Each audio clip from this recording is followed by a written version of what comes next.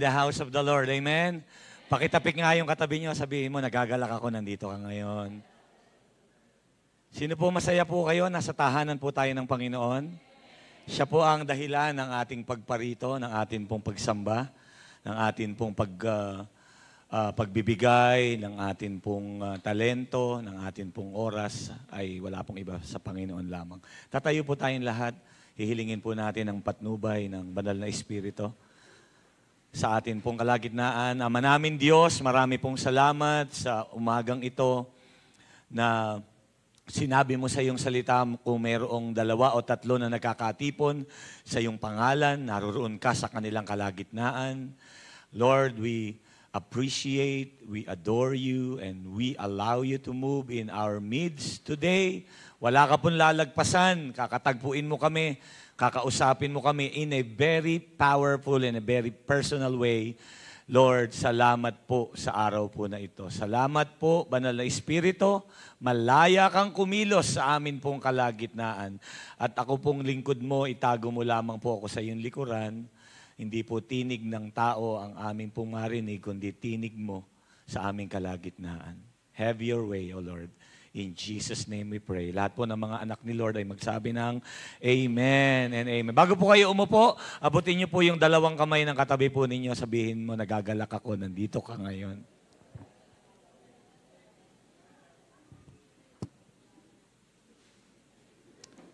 Praise God. Sino po excited na po sa salita ng Panginoon? Hallelujah. Ngayon pong araw po na ito ay naatasan po akong i-share po sa atin ang atin pong tema for this month na able to live in a righteous living or in a righteous way according to the will of God and according to the Word of God. Ang title po ng atin pong pag-uusapan ay pinamagatan po nating Saying No to Double Life. Saying no. Pakisabi sa katabi mo, no. Sabi ng mga bata, no. Saying no to double life. Bakit po? Kasi po, hindi po tayo makakaiwas. Posible po na tayo ay nagsasamba, tayo po ay nasa loob ng simbahan, tayo po ay ginagamit sa church. Pero meron palang mga pagkakataon, may mga Christians na namumuhay sa dalawang pagkatao. Okay? So kung dati po nung araw, ang pangalan po ninyo sa umaga ay Narda, sa gabi nagiging Darna. So hindi po pwede yun. Dapat isa lang. Sabi mo sa katabi mo, isa lang. Okay? Kasi pwede tayong magsuot ng God bless you na mga t-shirt. Pwede tayong nagsiserve. Pero pag nag-iisa na lamang po tayo, pag nandun na po tayo sa ating private life, iba na po yung buhay natin. Pero sa Panginoon, wala pong maitatago. Alam po ni Lord at kilala tayo ng Diyos. Amen? So, totoo naman na lagi natin sinasabi. Sino po narinig nyo na ito? Pagka po may nag-a-advise sa inyo, sabi sa inyo, basta ikaw, tingin ka lang kay Lord. Kasi pag tumingin ka sa tao, baka hindi ka na magpatuloy. Narinig nyo na ba yun? Taas ang kamay na nakarinig na kayo noon. Oh, totoo naman yun.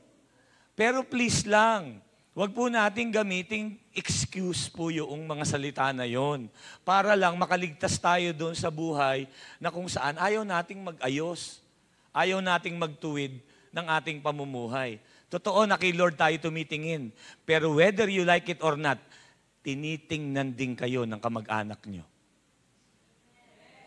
Tinitingnan din kayo ng kapitbahay nyo. Tinitingnan din kayo ng nasa loob ng church. May hina na po kayo. Amen po ba? Nasasabihin nila, 2 bagay lang.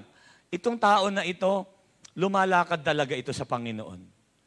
Pangalawa, itong tao na ito, ang galing magsalita pag nasa pulpit. Pag bumaba na sa pulpit, iba na ang buhay. Pasensya na po kayo. wala po akong pinapatamaan. Wala po dito niyan. Amen po ba? Kaya minsan sinasabi, buti pa si tatay, sana wag na lang siyang umuwi ng bahay. Sa church na lang siya palagi. Kasi pag nasa church siya, ang bait-bait. Sabi mo sa katabi mo, wala dito niyan. Kaya minsan naririnig natin, you need to walk the talk. You need to practice what you preach. At iyon po, hindi lamang po yun doon sa mga tumatayo dito. Kahit po tayo na mga nandito, na nakaupo ngayon dyan, at kayo po na mga nanonood sa telebisyon, lahat po tayo, accountable tayo sa Panginoon. Na kahit may nakakakita o wala, maniwala po kayo, wala tayong maililihim at maitatago sa atin pong Panginoon. Kinahir, amen? So pag sinabi po nating double life, huwag tayong magdoble kara, kasi may doble kara eh. Dapat isa lang yung mukha mo. Yung mukha mo dati, lumipas na yon. Yung dating ikaw na nalumalakad at ako sa kadiliman, ngayon lumalakad na tayo sa liwanag. Amen po ba? Sayang naman, ang ganda-ganda ng pangalan, Light Church. Tapos lalakad din naman tayo, hindi sa liwanag. Amen po ba? So ano po ang sabi po ng Bible in the book of 1 Thessalonians chapter 4, verse 7? For God did not call us to be impure, but to live a holy life. Kaya pala ikaw at ako ay tinawag at pinili ng Panginoon, hindi para manatili doon sa dumi. Sino po naniniwala? Marami tayong basahan dati, pero kinuha tayo, nilinis, hinugasan, pinatawad, minahal tayo ng atin pong Panginoon. Kinahir, amen? Hallelujah. At inaasahan po tayo ng Diyos na hindi na natin balikan pa yung dati po nating pamumuhay. Na pagka tayo po ay tiningnan sa biyaya at tulong ng Panginoon, sino po naniniwala, hindi pa tapos si Lord sa katabi mo? Tingnan mo yung mukha ng katabi mo. Sabihin mo, hindi ka pa tapos ha. Ibig sabihin, we are a working progress. May ginagawa pa ang Panginoon sa atin pong mga buhay. Kaya lang, ingatan, bantayan po natin, kasama po ako, yung karakter natin. Kasi pag nasira na yung ating integridad, yung ating karakter, na kung saan ikaw at ako, humaharap tayo number one sa Diyos at humaharap tayo sa tao, iwasan po nating madumihan tayo. Nilinis na po tayo ng ating Panginoon. Sabi po ng one of the great evangelists by the name of Billy Graham, sabi po niya, when wealth is lost, nothing is lost. Pera lang yan eh. Kikitain mo uli, makaka-recover ka, makakabangon ka uli. But when health is lost, something is lost. Kahit mapera ka pa, mauubos ang pera mo. Pero tingnan mo ito, kahit may pera ka, kahit may kayamanan ka, when character is lost, all is lost. Wala. Sabi po ng 1 Peter chapter 1, 15 to 16, but just as He who called you is holy, sabihin natin holy, so be holy in all you do. Ano man yan, nagninegosyo ka, nag-aaral ka, nagtatrabaho ka, be holy in private and in public. For it is written, be holy because because I am holy. Kaya po hindi tayo po pwedeng maglagay ng maskara na nakatawa tayo, hindi tayo po pwedeng magsalita ng purihin ng Panginoon, hallelujah, but behind, in the moment na nag-iisa na lamang tayo, maniwala po tayo, walang ibang nakakaalam ng totoong kalagayan natin kung hindi number one ang Panginoon at number two, tayo po sa ating mga sarili. Can I hear amen? Hallelujah. Tayo pong lahat ay bumasa ng salita po ng Panginoon in Psalm chapter 24, verse 3 to 4. Gusto ko po marinig ang inyo pong magagandang tinig. Ready? 1, 2, begin.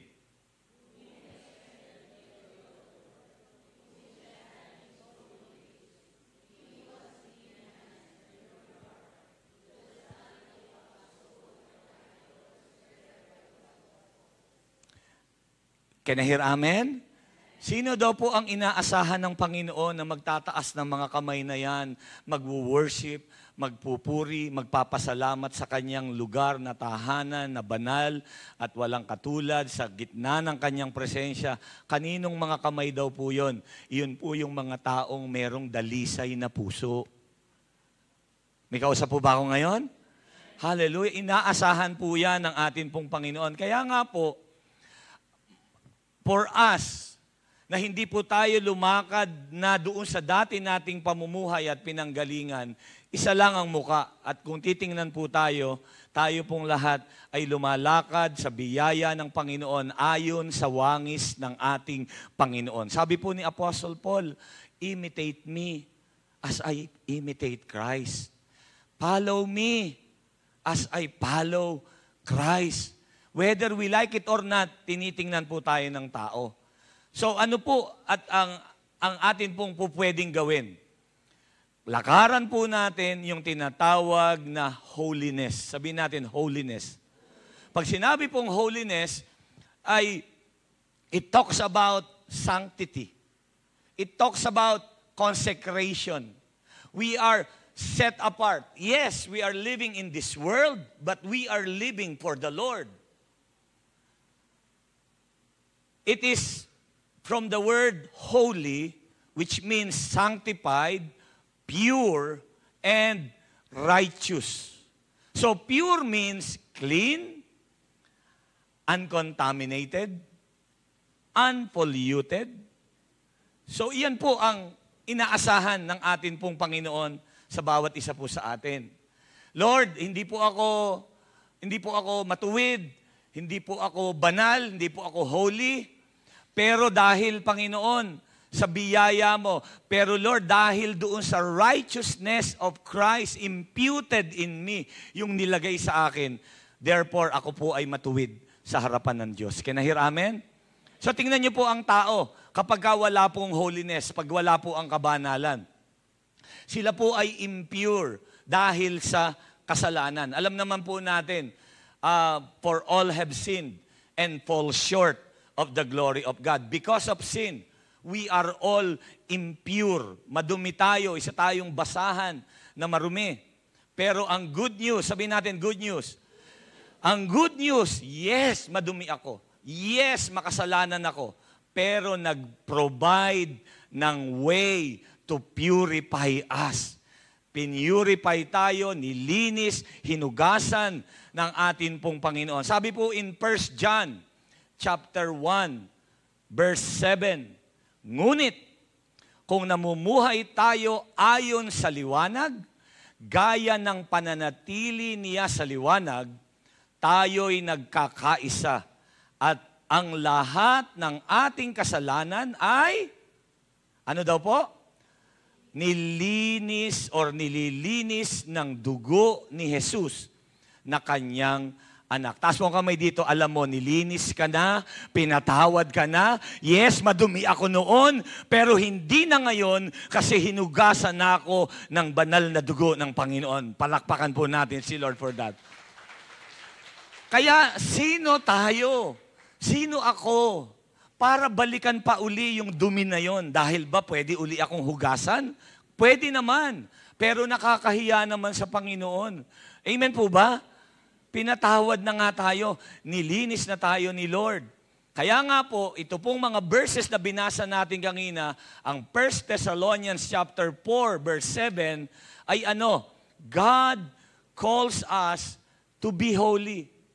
Diyan po sa verse na yan, God is calling us, tinatawag tayo, ikaw at ako, para mamuhay ng may kabanalan. At yung 1 Peter chapter 1, 15 to 16, God commands us to be holy. Dalawa po yan. God calls us. Number 2, God commands us to be holy. Ano po ang tinuturo, Pastor, ng Bible about holiness? Para hindi ako lumakad dun sa lakad ng sanlibutan, tapos lalakad ako sa lakad na nais ng Panginoon, para hindi ako nagpapalipat-lipat. Tingnan niyo po ang paalala ni Apostol Pablo in Ephesians 5, verse 5. For of this, you can be sure, say sure. Sure na sure. No immoral, impure, or greedy person, such a man is an idolater, has any inheritance in the kingdom of Christ and of God. Wala daw pong lugar itong mga impure, yung mga immoral, yung mga greedy, mga idolaters sa kingdom ng atin pong Panginoon. Wala pong paligoy-ligoy ang Bible. Okay? No stained, no blemish, wala pong pusong madumi, isip na papasok into the kingdom of God. At alam niyo po ang nangyayari, merong cost palagi. Merong consequence pag pinili po natin yon. What are the costs or causes of impurity? Impurity withholds the favor of God. Sabihin nga po natin, favor of God.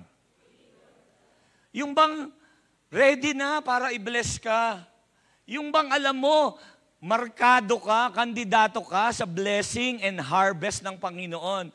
But because hindi ka nagpatuloy, hindi ka nagtapat sa Panginoon, ano nangyari? Tingnan niyo po ang Jeremiah chapter 5, verse 25. Your wickedness has turned this, sabihin natin, blessings. Turn these blessings away, and your sins have withheld good harvest from you. Ang kalooban ng Panginoon, i-bless ang kanyang mga anak. Say amen. Sino po dito taas ang dalawang kamay? Gusto mo nag-harvest ka palagi? It's harvest time. Kaya lang, nakakawala, nawawala. Sino po dito mag-a-agree? Naranasan niyo po, parang pastor, parang may mga time, parang ang bigat ng blessing. Pagka po dumarating ng ganun, saliksikin na po natin ang mga puso. Lord, bakit ang tagal? Baka meron kang dapat ituwid o i-correct sa aking puso. Taas po ang kamay, kaway-kaway po, yung gusto niyo pong bumagsak ang blessing. Amen? So, yung favor ng Panginoon. Ano pa po? Yung impurity keeps us from the presence of God. Kaya nga po, sabi ni David, si David na to, a man after God's own heart. Okay? Ang puso niya ay para sa Panginoon. Pero dahil po siya ay namangka sa dalawang ilog, nagdoble kara, living in a doubled life. Ano po nangyari sa kanya? Sabi niya sa isang panalangin ni David in Psalms 51. Tingnan niyo po, basahin niyo po. Create in me a clean heart, O God. Renew a loyal spirit within me. Do not banish me from your, sigaw niyo po, presence. And don't take your Holy Spirit from me. Restore unto me the joy of my salvation. Sino po naniniwala pagka po tayo lumalakad sa kasalanan, nawawala yung joy. Tumatamlay, lumulungkot ang atin pong mga buhay. May kausap po ba ako ngayon? Si David na to, ha? How much more tayo? Wala pong exempted. Lagi po yan. Pag nagpipreach kami dito sa harapan, tayo pong lahat, kasama po tayo, pinag-iingat tayo ng Panginoon, mag-stay lang tayo sa presence ng Panginoon. Palakpakan po natin ang presensya ni Lord sa ating kalagitnaan. Sabihin natin, thank you, Lord. So today, God is calling us to walk in holiness.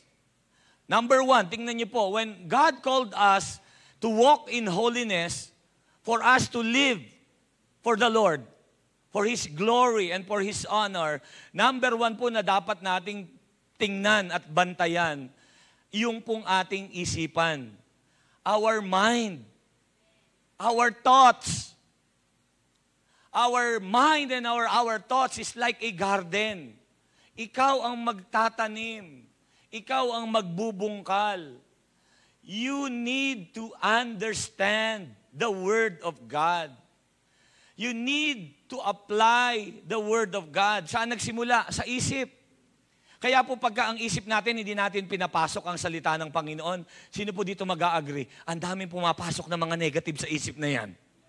Pero sa umaga pa lang, pagka inunahan mo na ng salita ng Panginoon, nag-play ka na ng worship song, naiiba yung perspective mo. Yung bang parang hinang-hina ka, parang pakiramdam mo, magkakasakit ka, pero pagka naisip mo na ang salita ng Panginoon, nabasa mo na at sinabi ng Panginoon, I will never leave you nor forsake you. Sinabi ng Panginoon that you are the head and not the tail. You are always above and never beneath. Na makikita niyo po, nagsisimula lahat sa isipan. Can I hear amen?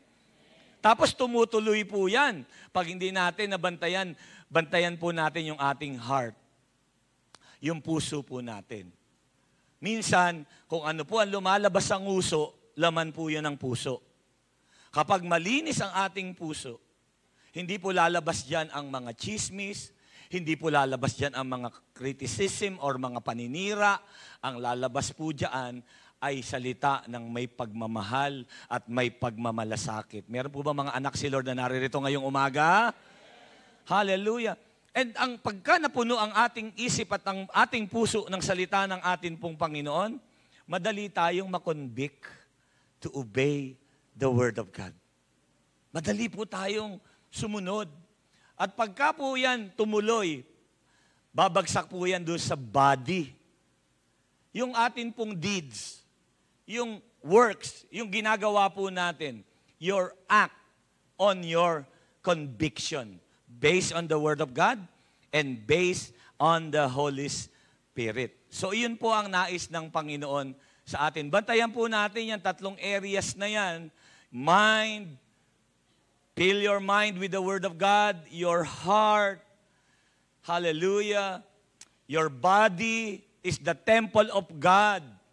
Kung may magagamit po ang katawan na ito, gamitin natin ang katawan na ito. Maigsi lamang po ang buhay. Ialay na po natin sa ating Panginoon. Kung dati, big time, pinakinabangan tayo ng kaaway, nalulung tayo sa mga bisyo, mga magulang at mga kapatid, noon po yon.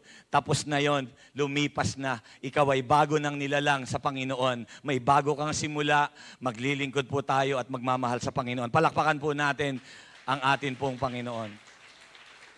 It takes a commitment. Pakisabi sa katabi mo, commitment. Commitment po yung living a holy life.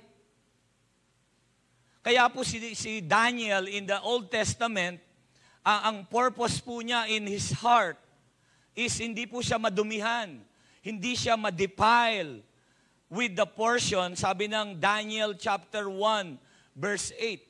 Daniel purposed in his heart not to defile himself with the portion of the king's delicacy.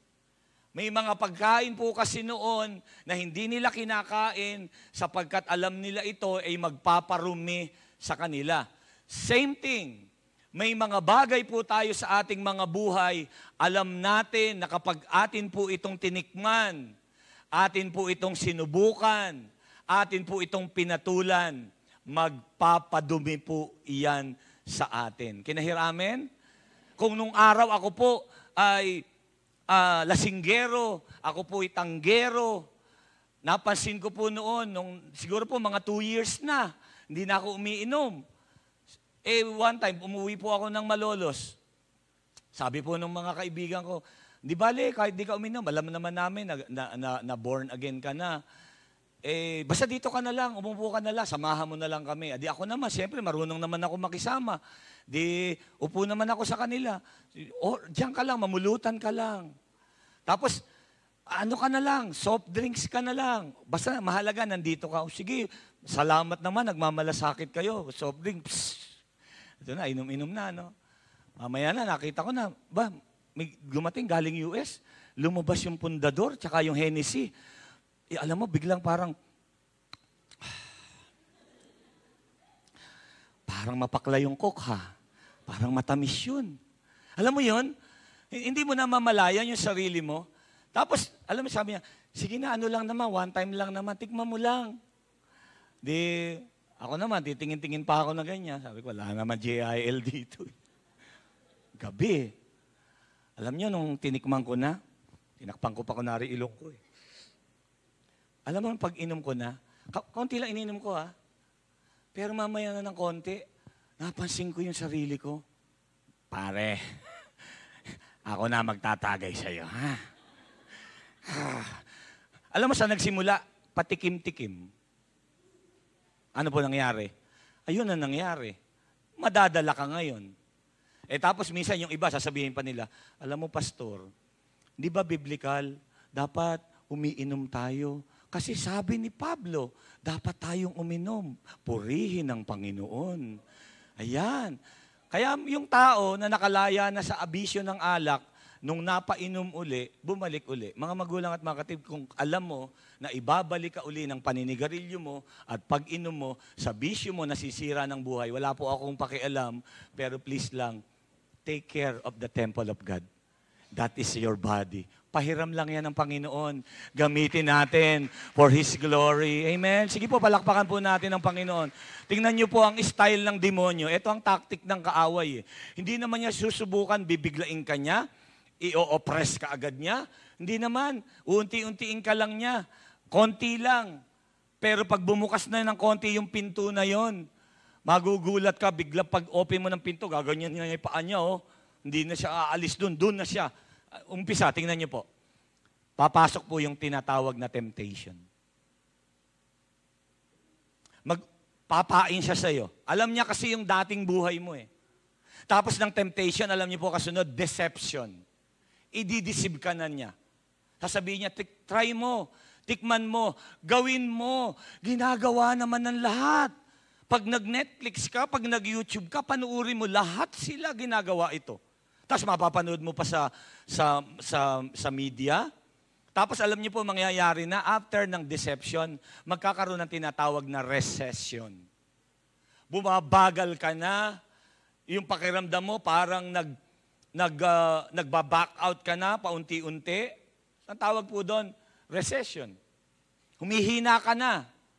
Tapos mamaya ng konti, ayan na po, papasok na yung tinatawag na oppression.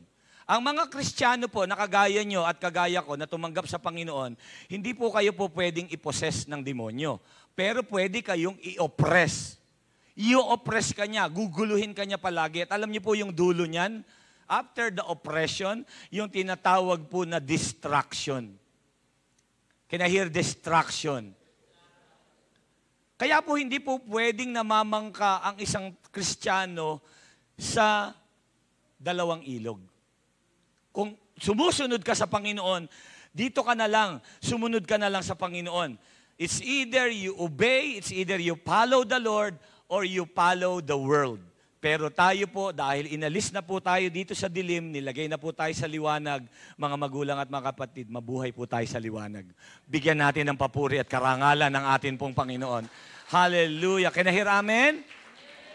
Pagka po may mga time, nag-iisa na po kayo, temptation, doon pumapasok. May kausap po ba ako ngayon? Pag nag-iisa na lamang po kayo, ako po, nung bumiyahe po ako, papunta po dito, pauwi po sa atin. Almost 15 hours po yung biyahe. Philippine Airlines po. Bigla ba naman, siyempre, hindi naman ako minsan sanay umuwi ng mag-isa. Naupo ako dyan sa gitna noong upuan. Tapos, dalawang babae ang magkabila, kaliwat kanan. Siyempre, pinapatay yung ilaw, di ba? Tapos, bigla ba namang nung mga pangatlong oras na, biglang yung may katabi ako, babae, natulog na. Tapos mamaya ko, alam mo, parang may bumubulong sa akin. Wala dito si Pastora. Wala dito. Ikaw lang. Di ba? Alam mo, biglang yung katabi ko, babae din, nandito. Siya yung kinausap ko. Sabi mo sa katabi mo, 68 years old. 68. Alam niyo po, nag-usap kami, nagkwentuhan kami hanggang nasharean ko po yung sinanay na nandito. Amen? Pero pag nag-iisa ka na, alam mo, wala naman makakakita dito. Di ba? Kahit na mahiga siya dito sa may baraso ko, okay lang naman. Di ba? Nagmamagandang loob lang naman ako. Wala naman nakakaalam na pastor ako. Amen po?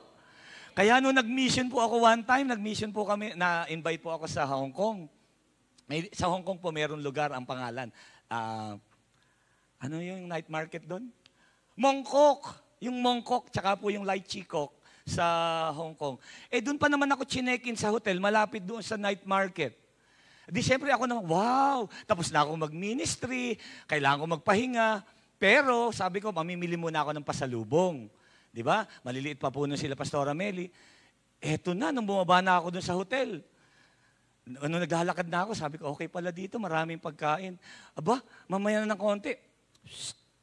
Mga ganun yung hita. Shhh. Sabi ko, shhh. Sabi ko, ganito pala dito. Yung pag tinignan mo yung buong karsada, ang dami pong babae doon sa lugar. Minsan, alam mo, papasok sa isip mo, wala naman tao dito, ikaw lang. Hindi po ba? Nako, ingat po kayo. Ako po nag-iingat, hindi po dahil pastor niyo ako ha. Nag-iingat po ako kasi pag ako nasilat, damay po kayo at higit sa lahat, nakakahiya sa Panginoon. Pwede mo namang patulan, pwede mo namang gawin. Pero alam nyo, minsan yung isang bagay, 30 minutes mong ginawa, 3 taon na, nagbabayad ka pa rin ng consequence. Sino po nakaka-relate? Tapos pakiramdam mo, ang bigat ng buhay.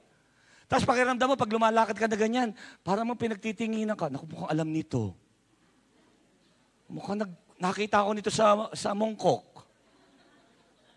Pero, kung alam mo na lumalakad ka sa kalooban ng Panginoon, kahit demonyo pa ang mag-akusa sa'yo, kahit demonyo pa ang magbigay sa'yo ng paratang, alam mo naman sasabihin mo lang, Lord, kilala mo naman ako. Wala naman ako maililihim sa'yo. Amen? Hallelujah, mga magulang at mga kapatid. Ingatan po natin yung buhay na binigay at pinahiram sa atin ng Panginoon. I hope and I pray kung ito po ay magamit lamang po ito para sa ating Panginoon. Palakpakan po natin ang Panginoon for that. Hallelujah. Ano po ang ginawa ni Daniel? Okay, as our example. Ano po ang kanyang ginawa? What did Daniel receive from his commitment in living a holy life without any compromise? Sabi po ng Bible, Daniel 6:1-2. Sabi diyan, it pleased Darius to appoint 120 satraps to rule throughout the kingdom with 3 administrators over them, one of whom was Daniel. Tingin po kayo dito. Pagka po lumakad tayo sa Panginoon, ginawa natin yung kanyang kalooban, tumayo tayo doon sa katuwiran at kabanalan, ito po ang naranasan ni Daniel. Nagkaroon po ng tinatawag na favor of God and favor of men. At lahat po ng nais ng favor of God and favor of men, sabihin po natin, akin yan. Meron po ba tayo? Favor of God? Nais po ba natin? Taas po kamay, gusto po yung paboran kayo ng Panginoon. Maranasan po natin yung favor na nanggagaling po sa ating Panginoon. Pwede po ba nating palakpakan si Lord for that? Hallelujah. Next, meron pong tinatawag na exceptional gift from God. Exceptional. Verse 3, meron pong exceptional qualities, wisdom, favor, anointing.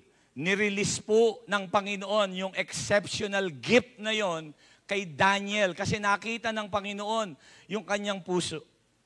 Hallelujah. And last, sabi po dyan, sa verse 22, basahin po natin, my God sent His angel. Sino po dito gusto nyo araw-araw palibutan kayo ng mga anghel ng Panginoon? Ingatan ng iyong mga anak, ingatan ng inyong pamilya. And He shut the mouths of the lions. They have not hurt me because I was found, what's the word? Innocent in His sight, nor have I ever done any wrong before you, your majesty. Ano po ang ginawa ng Panginoon at ano ang ginagawa ni Lord even sa panahon po natin? Kung gusto niyo po ito, mag-amen po kayo. Protection. Taas po ang dalawang kamay, kailangan niyo po ng protection galing po sa ating Panginoon. Amen? Palakpakan po natin si Lord. Nasa kalagitnaan na tayo ng taon. Ang bilis ng panahon. Pero isa lang ang po pwede nating sabihin, Lord, iningatan mo kami noon at iniingatan mo pa rin kami hanggang ngayon. Amen? Hallelujah. Now, the question is how to live in holiness. Pastor, nagkamali ako. Pastor, nagkasala ako. Pastor, ito yung sitwasyon ko ngayon. Alam mo po, pwede mo lang gawin kung ikaw ay lumapit noon sa Panginoon ng by faith. Lumapit kang muli sa Kanya ng by faith. Sino man na lumapit sa Panginoon, hindi niya itataboy. Number 1, ano po ang gagawin? Repent. Lumakad ka ng mayroong dalawang muka, nagawa mo ito, alam ng Panginoon yon. At alam nyo, hinihintay lang ni Lord ang isang tao ay magbalik loob sa Kanya. Sapagkat sabi po ng Bible in 1 John 1:9, if we confess our sins, He is faithful and just to forgive us and cleanse us from all our unrighteousness. Sabi nga po natin, repent. Hallelujah. And number 2, ano po pwede natin gawin? We need to renounce. I-renounce po natin ang alin? Yung mga kasalanan na umaalipin sa atin, yung mga kasalanan na nagpapahirap sa atin, yung mga kasalanan na nagmumulto sa atin. Sabihin natin, Panginoon, tinatakwil ko po lahat ng mga gawa ng kaaway po na ito. At hindi na po ako ang nabubuhay. Ikaw po ang mabuhay sa akin. Kaya po tayo pong lahat ng mga nandito, we are all dead to sin. And we are all alive in Christ. Pakitaas nga po yung kamay ng mga buhay sa Panginoon. Pakitapikin nga niya po yung katabi po ninyo. Sabihin mo, matagal ka ng patay. Yung dating ikaw. Pero tayo nabubuhay na para sa Panginoon. Palakpakan po natin si Lord. Hallelujah. And next, ano po ang sabi? Resist. Resist the devil. And the devil shall flee from you. Dapat po yan, pagka dumadating pa lang yung temptation, nire-rebuke na yan. Pag dumarating yung temptation, hindi po yan nilalabanan. Tinatakbuhan na po yan. Kagaya po ni Joseph the Dreamer. Hindi po niya nilabanan. Tumakbo siya, umalis siya, tinalikuran niya, niresist niya. And then, last but not the least, remain. Remain. If you remain in me, and I in you. Ask whatever you wish, and it will be given unto you. Remain. Stay connected. Number 1, stay connected sa Panginoon. Sino po ang dahilan po kaya kayo nandito? Dahil sa Panginoon. Biruin niyo, papanik pa kayo ng 3rd floor. Pumanik po ako ng 3rd floor hanggang doon po sa itaas.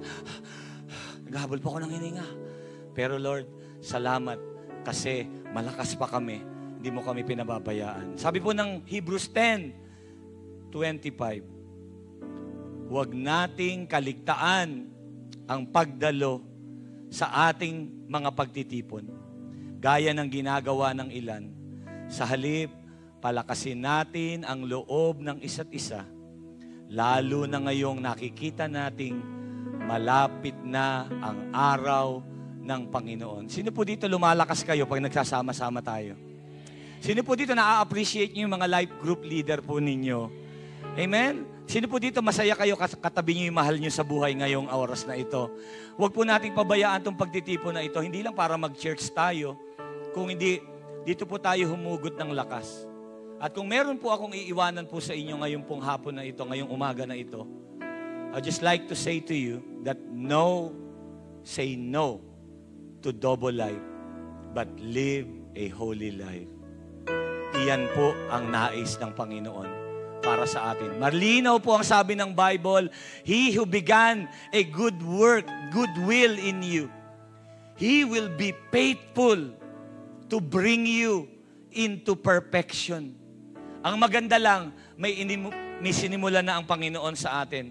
At ano man ang sinimulan ni Lord sa atin, tatapusin po yan ng Panginoon. At may mga time kung kayo po at ako ay na-expose, kayo po ay may nagpaalala sa inyo, may nag-remind, may nagmalasakit sa inyo. Huwag niyo pong isipin na sinisiraan ako nito. Lalo po pagka ang tao nagmahal, nagmalasakit, sasabihin niya po yung totoo kahit masakit. May kausap po ba ako ngayon? Pero ang tao po, ang demonyo, iba po ang demonyo eh. I-expose ka ng demonyo para masira yung buhay mo. Pero ang sabi po diyan, basahin niyo po. Satan wants to expose you so he can ruin you. But God wants to expose you so He can restore you. Iyon ang kalooban ng Panginoon. Iyon ang gusto ni Lord sa atin. Yung hindi ka kakaba-kaba, hindi ka nag-aalinlangan, yung bang ayaw ni Lord nung pakiramdam mo lagi na parang pakiramdam mo ang dumi-dumi mo, wala na nagmamahal sa'yo. Kapatid, baka ini-expose ka lang ng Panginoon kasi ayaw ng Panginoon na mamuhay at mahirati ka sa ganyang kalagayan. Ang nais ng Panginoon sa atin ay magtiwala tayo sa Kanya at mabuhay tayo para sa Kanyang kalooban. Amen po? Sabi po ng Psalm 86 verse 11, teach me your way, Lord, that I may rely on your faithfulness. Yun lang ang pwede nating panghawakan. Give me an undivided heart that I may fear your name. Iba po pagka meron tayong banal na pagkatakot sa Panginoon. Kahit saan po tayo makarating, mamumuhay tayo ng kalugod-lugod sa atin pong Panginoon. Tatayo po tayong lahat in the presence of God. Lord, siyasatin mo nga po ang aming puso, ang aming mga buhay. Wala po kaming maililihim, wala po kaming maitatago sa iyo. Lord, lumalapit kami ngayon. Inaamin na kung kami po ay nagkamali, kami po ay nagkasala. Salamat sapagkat napaka mabiyaya mo. Punong-puno ka ng habag, punong-puno ka ng awa sa bawat isa po sa amin, Panginoon. Hindi po kami pwedeng mabuhay ng buhay na maka-Diyos at buhay na makamundo. Kailangan namin, Panginoon, mamili. At hindi kami pipili sa pinanggalingan namin. Lord, pinili mo kami, pinatawad mo kami. Dito lang kami sa presensya mo, Panginoon. Hallelujah. Pwede po ba natin gawing panalangin ang awit po na ito? At habang inaawit po natin sa Panginoon, let's allow the Holy Spirit this morning, bago po tayo umuwi, bago tayo umalis sa lugar po na ito, ihandog po natin ang ating buhay sa Kanya. Huwag po kayo sa aking mag-commit, sa Panginoon po kayo mag-commit at sabihin yung Panginoon, simula po ngayon, no to double life. Yung isang buhay na bigay mo sa amin, iaalay namin para sa iyo, Panginoon. Let's worship. Ang puso ko'y dinudulog sa'yo, nagpapakumbaba, nagsusumamo, paging dapatin mong ikaw ay mamasdan, pag-aniikaan sa'yo ay pumisan. Ang puso ko'y dinudulog sa'yo, nagpapakumbaba't nagsusumamo, paging dapatin mong ikaw ay mamasdan, makanikan, sa'yo ay pumisan. Loobin mo ang buhay ko'y maging banal mong tahanan, luklukan ng iyong wagas na pagsinta. Daluyan ng walang hanggang mga papulit pagsamba, maghari ka, O Diyos, ngayon at kailanman. Panginoon, sa umaga pong ito, kung nahayaan naming nakapasok ang karumihan sa aming isip, hugasan mo po ang aming isipan. Patawarin mo kami kung meron kaming nakita na papasok sa aming isip, na entertain namin ang hindi mo kalooban. Holy Spirit, do a deep searching in our hearts. Patawarin mo po kami. Linisin mo po ang aming puso't isipan. Kung nadumihan po namin ang katawan na ito, the temple of God, alam mo, Panginoon, wala kaming maililihim, wala kaming maitatago sa iyo. Ang nais lamang po namin, lumakad kami sa iyong kalooban. There are times we are unfaithful, but you remain faithful, O God. Hallelujah. Tinatakwil po namin, sinasaway namin ang ano pong gawa ng demonyo laban sa iyong mga anak. Anumang mga kasinungalingan, anumang mga pagpapahirap, Lord, sa bawat isa ng mga anak mo dito, kami po ay dating nabuhay sa karumihan, sa kadiliman, pero nilinis mo na kami, pinatawad mo na kami, minahal mo na, dinala mo na kami sa liwanag, hindi na namin babalikan ang dumi na yon. Kapatid, kung may mananalangin para sa iyo, ikaw yon. Kung meron kang ihingi ng tawad, humingi ka ng tawad ng number 1 sa Panginoon. Number 2, humingi ka ng tawad sa sarili mo. Kung nahayaan mo yung sarili mo ay yung nadumihan at nasaktan. Lord, we confess lahat po ng kasalanan na aming naisip, nasalita at nagawa. Linisin mo po kami, Panginoon. Kapatid, kung ito yung panalangin mo, can we lift our hands to the Lord one more time? At habang nakataas ang iyong kamay sa Kanya, hallelujah, I pray for an open heavens. Holy Spirit, touch your people. Lahat po ng ikaw ang nais, ikaw ang kailangan, ang pagpapatawad mo, ang biyaya at awa ng Diyos dumadaloy mula sa Kanyang trono.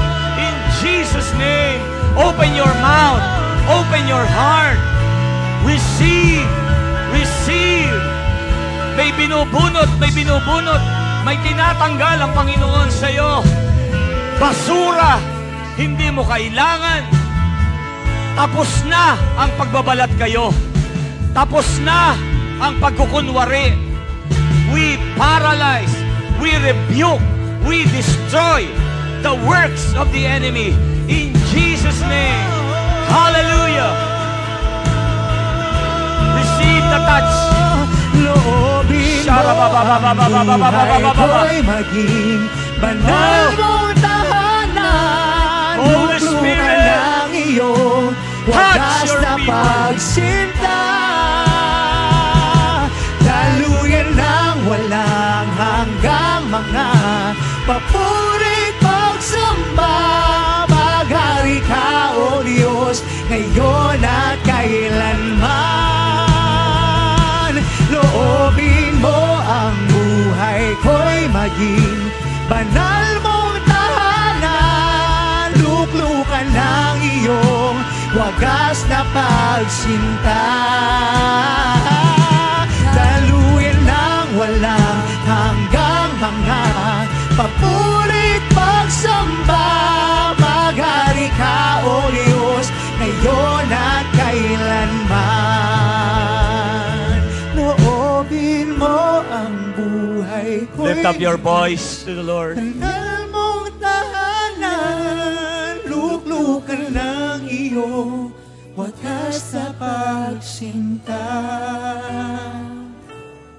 Daluyan ng walang hanggan mga papurit pagsamba. Maghari ka, O Diyos, ngayon at kailanman. Habang nakataas po ang ating mga kamay sa Kanya, pasalamatan niyo po ang Panginoon sa kagalingan. Pasalamatan niyo po ang Panginoon sa kalakasan. Biyaya ng Panginoon, ng kapayapaan sa ating puso't isipan. Pasalamatan niyo po ang Panginoon.